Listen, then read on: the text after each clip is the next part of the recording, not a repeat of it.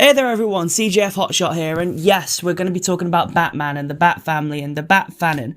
But specifically, I feel like we need to tackle Batman, the Batman family, Fanon, and Flanderisation. Flanderisation, for anyone who doesn't know about it, is drastic shifts in character that either come for no reason or ruin the point of the character, often oversimplifying the traits that are most known for by them. But in the specific case of the Batman Fanon, they give some of these Batman characters personality traits that they never really exhibited before, say, like the New 52.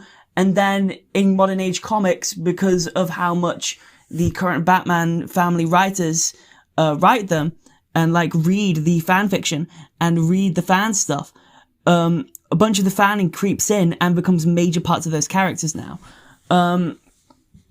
But if we want to start talking about like Fanon and Flanderisation, I think we've got to talk about Batman. Not necessarily because he's been Flanderized much. Like DC have to keep him as like a corporate image, so they can't change him too much to where how the Batman fandom has like many splits for Bruce. So Bruce is mostly safe. However, the most common interpretation of Batman that comes up is Bat-God. Which started with Grant Morrison and Mark Waid during JLA in the 90s, where Batman just started knowing everyone's weaknesses and shit. Like this, of course, like at one point it became a moral dilemma, and Mark Waid himself said, look, Batman's a very pessimistic person, he'd have some plans set in motion for something. However, people take it to the extreme to where now, in later runs by even people like Peter J. Tomasi, Batman is just prepared for anything and has like a Hulkbuster level suit that can take down the JLA. Like, he has like 3 of these suits. And luckily, like, Tomasi's just like, of course, like, these have limitations. Like, this one could fucking kill Batman. So, yeah.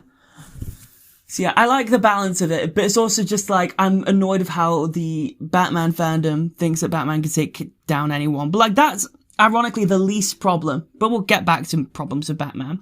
But let's talk about the obvious ones first.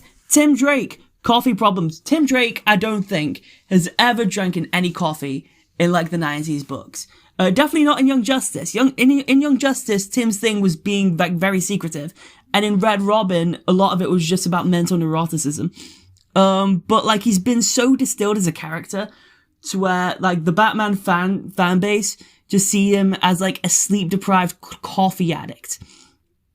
And I don't like the idea of, like, comic characters having like their, ooh, I drink coffee, I'm so quirky type thing. Like, it's just annoying. And like, Megan Fitzmartin has even like read a bunch of that stuff. And so I'm afraid that Tim is going to devolve into that type of character. Another problem that we see creep up in the Batman fandom space is Barbara Gordon reduced to a love interest for any Bat.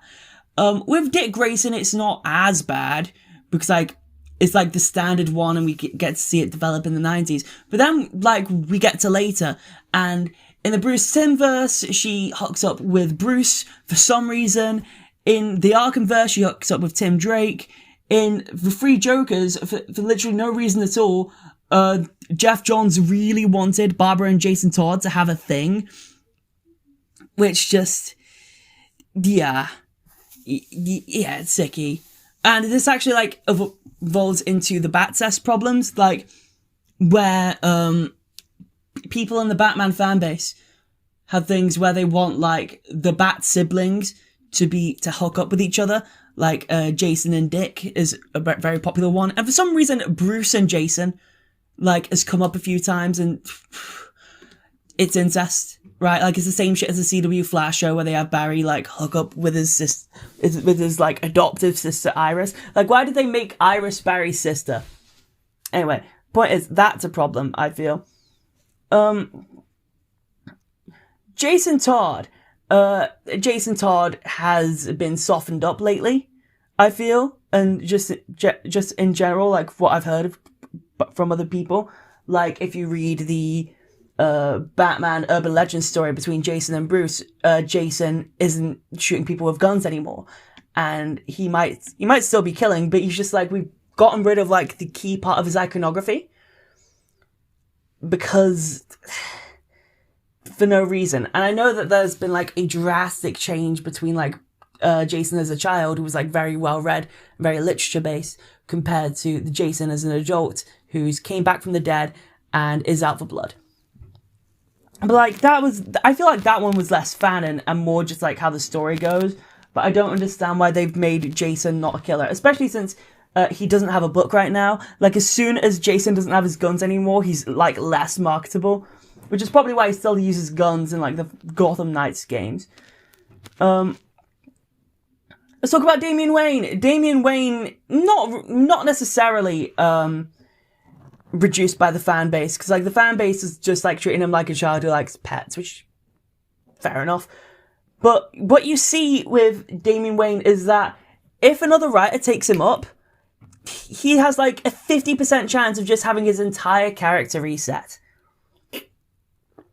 When he was introduced by Grant Morrison in Batman, in the Batman series, basically, when he was introduced by Grant Morrison, Damian was like a spoiled brat who like wants to claim the mantle for his own. And then you see Damian grow out of it. And then you see this evolve with Peter J. Tomasi. And then, for some reason, Teen Titans writers just, like, stick Damian back at the beginning, where he's just, like, all prideful and, oh, yes, it is me, I am the only one that matters in the world. And then you get the progress, and you have Joshua Williamson's Robin run, which is trying to, like, evolve Damian past the sociopathic tendencies and in towards being more aligned with the Batman family. And then Tim Seeley just fucking decides, nope, I have the birthright. Like, there's like a 50-50 chance of just Damian's character being reset every 5 years. That's annoying. Another thing that's annoying, Devin Grayson. Devin Grayson was a writer for a bunch of Bat books. And she, of course, had Nightwing be sexually assaulted by Tarantula.